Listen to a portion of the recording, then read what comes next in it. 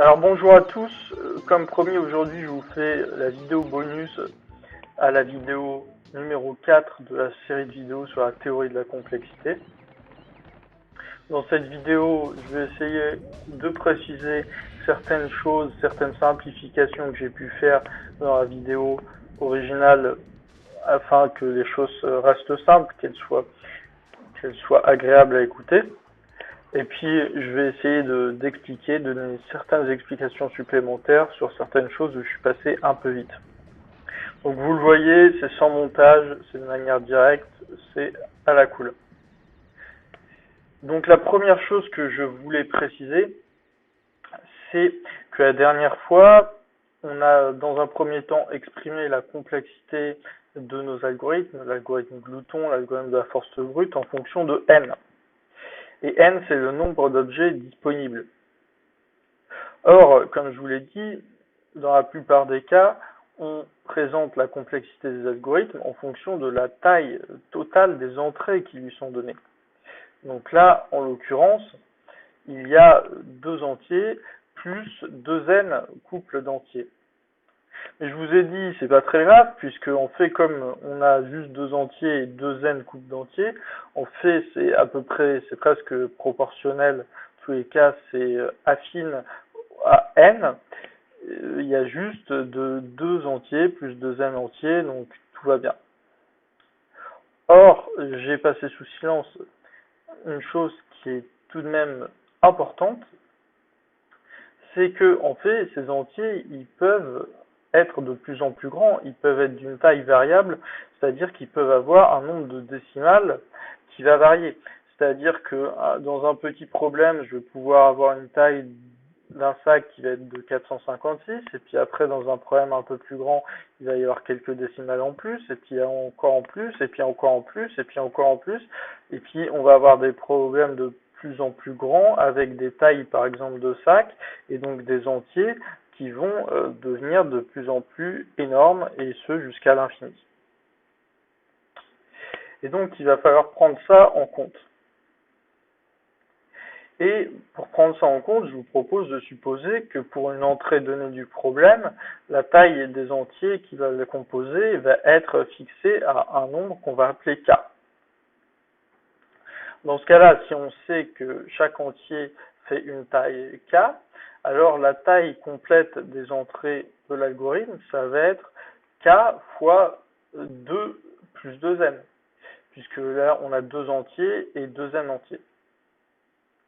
Donc je vais le noter, je vais appeler ça n0, la taille complète des entrées de notre algorithme, et je vais noter n0 est égal k fois 2 plus 2n. Donc, à la suite de ça, je vous propose de retourner sur la complexité en temps que l'on a vu pour l'algorithme glouton la dernière fois. Donc, la complexité en temps qu'on avait vue, c'était 5n carré plus 7n plus 2, mais on a dit que c'était grand O de n2.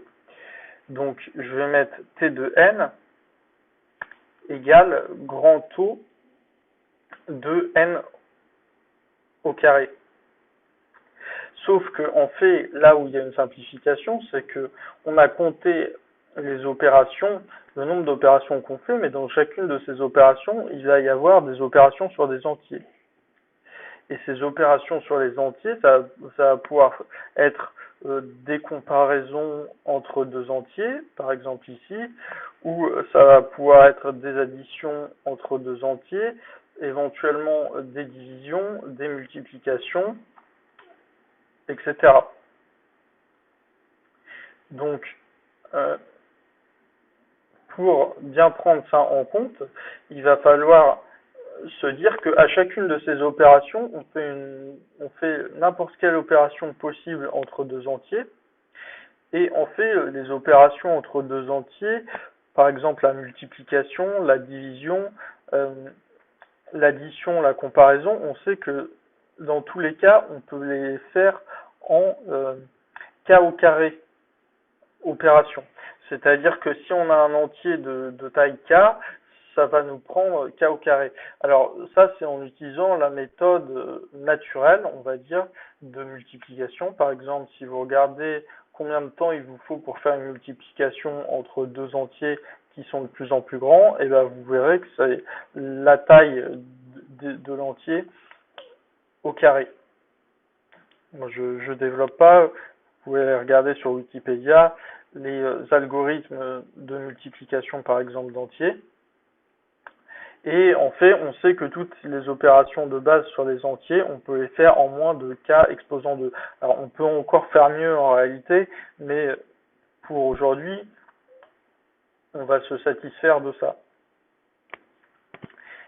Et donc, on va pouvoir voir de manière assez simple qu'en plus, on a n0 qui est supérieur à k fois n.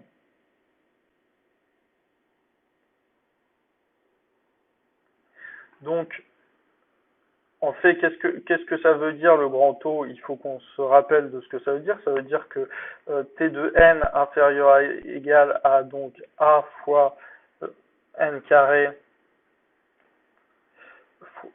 fois k carré. Donc je mets une nouvelle ligne ici, tac. Pour n à partir d'un certain, donc pour n supérieur ou égal à n0, je vais mettre. Et donc, ça va nous impliquer forcément que t de n inférieur ou égal à n0, a fois n0 au carré, puisque on a vu tout simplement tout à l'heure que on avait n0 qui est supérieur à k fois n, donc là c'est n fois k au carré, et donc c'est inférieur ou égal à a fois n0 au carré. Et donc tout simplement, on en déduit tout de suite que t de n égale grand O de n0 au carré. Donc on en revient au fait que au final, notre complexité qu'on avait estimée à grand O de n au carré est en fait bien en grand O de n0 au carré, où n0 est la taille totale des entrées de l'algorithme, et ce, même quand on prend en compte le fait que les entiers peuvent être de taille variable. Donc, ça, le grand O, à chaque coup, c'est une borne supérieure. Après, on sait et on a vu que forcément,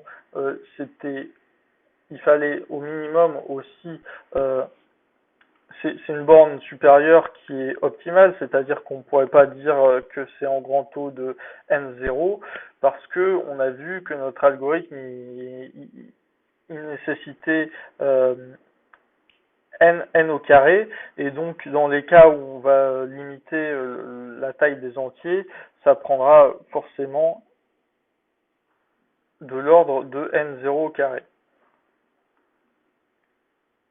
Voilà, alors après vous pourrez vous convaincre également qu'on peut appliquer le même raisonnement pour la complexité de la force brute, et que du coup, en fait, les complexités en grand O de n, enfin les grands taux en fonction de n qu'on avait exprimé, en fait, ils restent valides en changeant n par n0.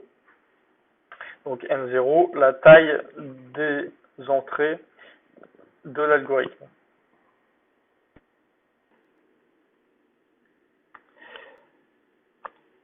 Alors, ça va nous amener à nous poser une question, c'est qu'est-ce que une instruction élémentaire en fait au final, parce que là on dit il nous faut k au carré instruction élémentaire pour faire une multiplication, une addition ou une comparaison d'entiers, mais qu'est-ce que c'est? Comment se caractérise une instruction élémentaire? Et ben en fait, ça c'est quelque chose qui va être une question tout à fait importante. Qu'est-ce qu'une instruction qu'une instruction élémentaire? Eh bien, en fait, ça va dépendre de pour quel type de machine notre algorithme il va être conçu.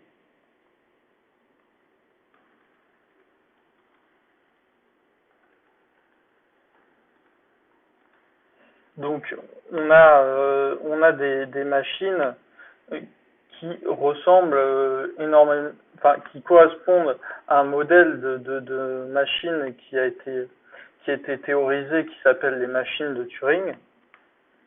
Et on va avoir l'occasion d'en reparler dans une prochaine vidéo. Donc les machines de Turing, c'est un modèle théorique d'ordinateur, de machines de calcul, donc d'ordinateur, qui correspond quasiment parfaitement à nos machines que l'on a entre les mains. Maintenant, vous avez peut-être entendu parler de l'informatique quantique. Eh bien, les ordinateurs quantiques sont des machines qui sont bien différentes de nos machines actuelles et donc des machines de Turing. Et ça change complètement la notion de qu'est-ce qu'une instruction élémentaire. De même, il y a d'autres types de machines théoriques autres que les machines de Turing qui n'existent pas en réalité, mais que l'on peut imaginer et qui vont avoir des instructions élémentaires qui vont être différentes de ces ordinateurs, de ces machines de Turing et de ces ordinateurs dont on a l'habitude. Donc, qu'est-ce qu'une instruction élémentaire? Eh bien, ça va dépendre de la machine pour laquelle est prévu l'algorithme. Et qu'est-ce qu'une instruction élémentaire, par exemple, pour nos ordinateurs? Eh bien, ça va être des instructions qui sont bien définies, telles que des additions sur des entiers de taille variable et tout un tas de ce qu'on va appeler, nos machines vont avoir ce qu'on va appeler un jeu d'instructions. Et ce jeu d'instructions définit quelles sont les instructions élémentaires. Et donc généralement dans ce jeu d'instructions, on va avoir des opérations sur les entiers, des opérations sur les flottants, des opérations logiques, etc. Donc c'est un jeu d'instructions.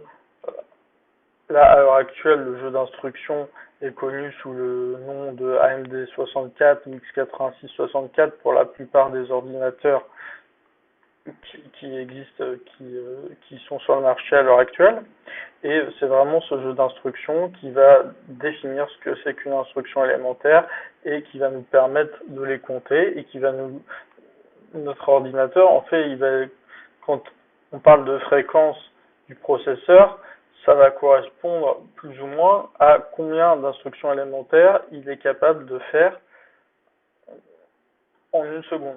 Enfin, ça va correspondre à une constante près à ça. Voilà, alors maintenant j'aimerais juste donner une explication un peu plus en détail de comment j'ai écrit l'algorithme de la force brute et pourquoi je l'ai écrit comme ça. Donc sur la première page, je pense que tout est relativement clair, c'est-à-dire que on prend les entrées du problème du sac à dos, il n'y a pas de souci. On va définir des variables xi et xtemp i, comme je l'ai dit la dernière fois. Donc xi, ça sera les valeurs qui sont retenues pour chacun des xi, je prends un objet ou je ne le prends pas. Xtemp i, ça sera une valeur temporaire qui nous permettra tout simplement d'expérimenter et de voir si, en prenant certaines valeurs, qu'est-ce que ça donne comme résultat. Et puis, on va avoir une variable tout simplement meilleur C qui va être le meilleur nombre de calories que nous apporte une solution, enfin en tous les cas toutes les solutions qu'on aura vues jusqu'à maintenant. On part de 0 puisque au début on n'a vu encore aucune solution. Et là, le point qui peut avoir l'air énigmatique, c'est pourquoi est-ce que j'ai mis ce i variant de 1 à 2 exposant n moins 1. Qu'est-ce que ça veut dire? Eh bien, en fait, pour comprendre ça, il va falloir exprimer les choses en binaire.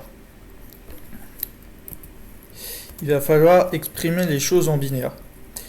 Si je prends par exemple n égale 5,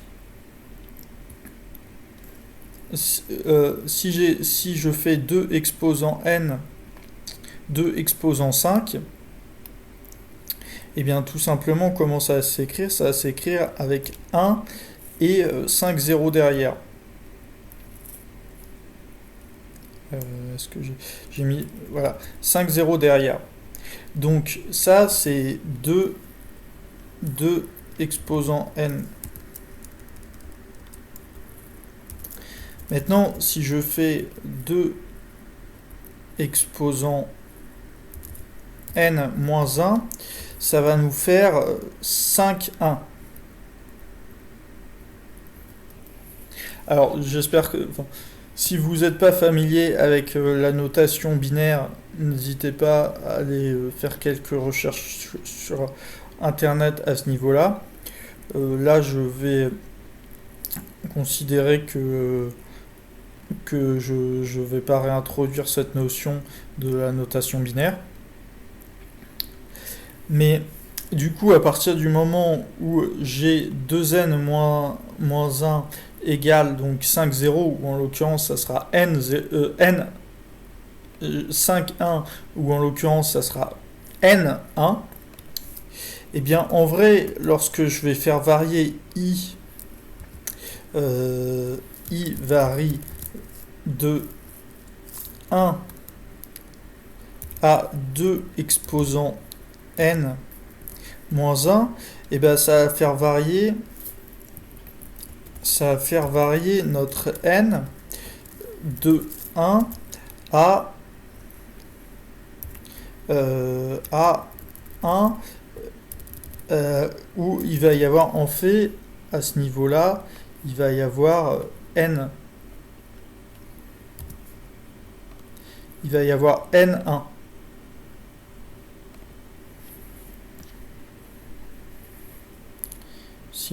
Si on prend ça, il y a au total n1 qui vont être entre là. Et donc, au final, ça nous fait... on pourrait mettre des zéros de... Pour bien comprendre, en fait, ce qu'il faudrait faire, c'est mettre des zéros à ce niveau-là.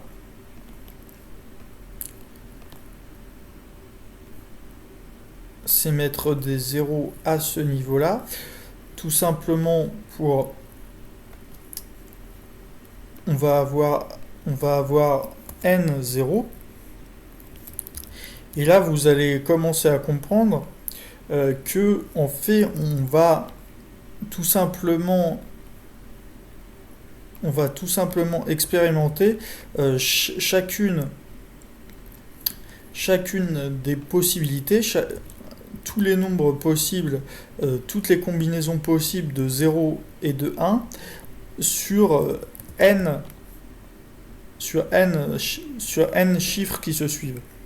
Donc là, on a à chaque coup n chiffres qui se suivent, et on va expérimenter toutes les possibilités de n chiffres qui se suivent, donc tous les nombres de 0, 0, 0, 0, donc n-1, 0 et 1 à la fin, à 1, 1, 1, 1, 1, 1, où il y a au total n1. Et donc, on commence à comprendre que, en fait, si on dit xi, ça va être le x1, ça va être le premier chiffre de ce nombre, x2, ça va être le deuxième chiffre de ce nombre, x3, le troisième, et ainsi de suite. Et là, xn, ça va être ce chiffre-là. Lorsque l'on va faire varier i sur tous les nombres de ce nombre-là jusqu'à ce nombre-là, et ben, on va pouvoir avoir toutes les possibilités de dxi. Et comment on va faire pour récupérer les xi à partir de ce moment-là? Eh bien, on va regarder, est-ce que i divisé par 2 exposants j moins 1 est pair? Alors pourquoi on fait ça? Parce que tout simplement, lorsque je divise un nombre binaire, en l'occurrence par 2 exposants j moins 1, ça aurait pu être 2 exposants j, hein, c'est parce que j'ai fait varier j de 1 à n, ça aurait pu être de 0 à n-1. Donc à partir du moment où on divise par des puissances de 2, qu'est-ce que ça fait? Et bien tout simplement, il va s'agir de supprimer les derniers chiffres. C'est une division, je parle d'une division entière bien sûr. Donc là par exemple, si j'avais ce chiffre par exemple, si je veux le diviser par 2 exposant 2,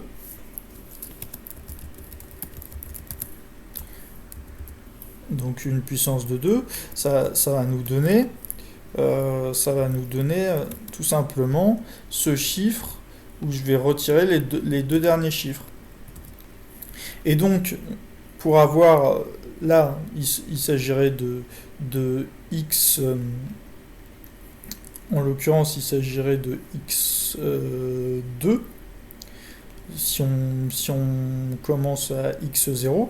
Et donc, pour avoir x2 qui est là, il faut regarder est-ce que c'est pair ou est-ce que c'est impair. Donc est-ce que le dernier chiffre est un 1 ou est-ce que c'est un 0. Et donc c'est pour ça qu'on teste est-ce que c'est pair ou impair après avoir divisé par la puissance de 2 qui va être 2 exposant j-1, donc après avoir supprimé j-1 chiffre à la fin du nombre.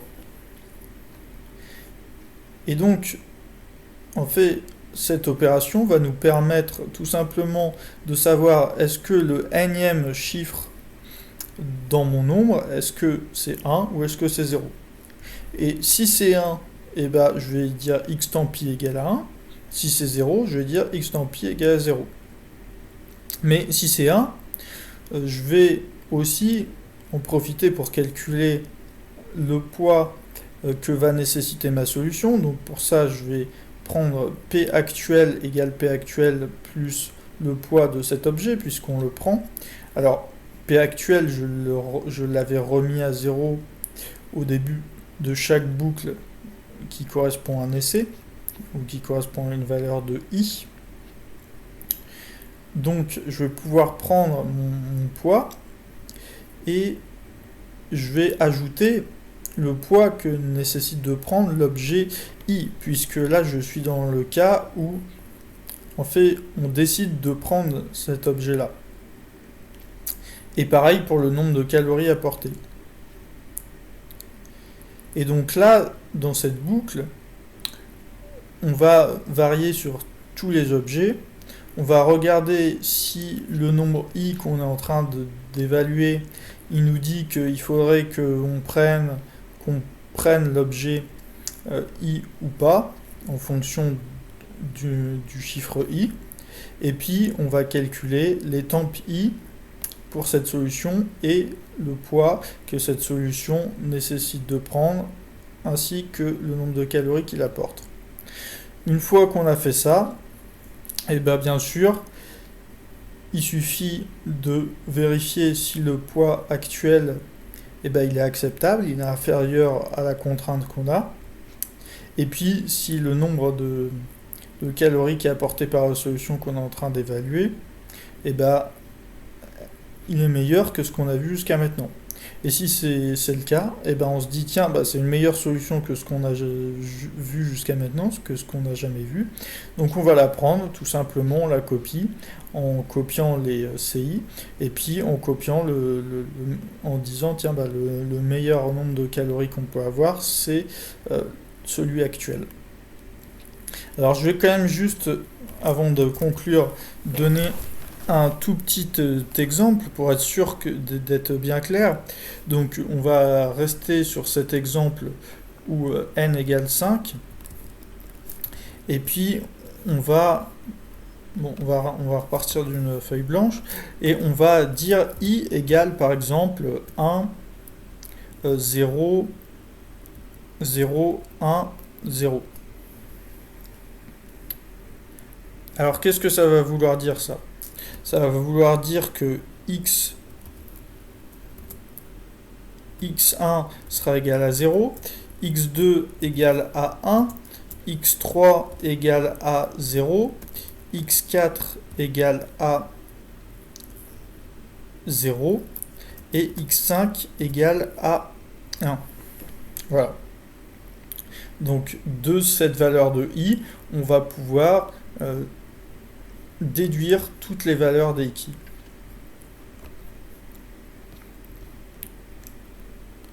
Donc lorsque l'on prend par exemple j égale à 1, on va pouvoir calculer que x temp 1, ça va être, est-ce que, donc là on va diviser par 2 exposant 0, ce qui nous fait diviser par rien du tout, diviser par 1, et du coup on va pouvoir savoir que on regarde juste le dernier chiffre, est-ce qu'il est pair ou est-ce qu'il est impair.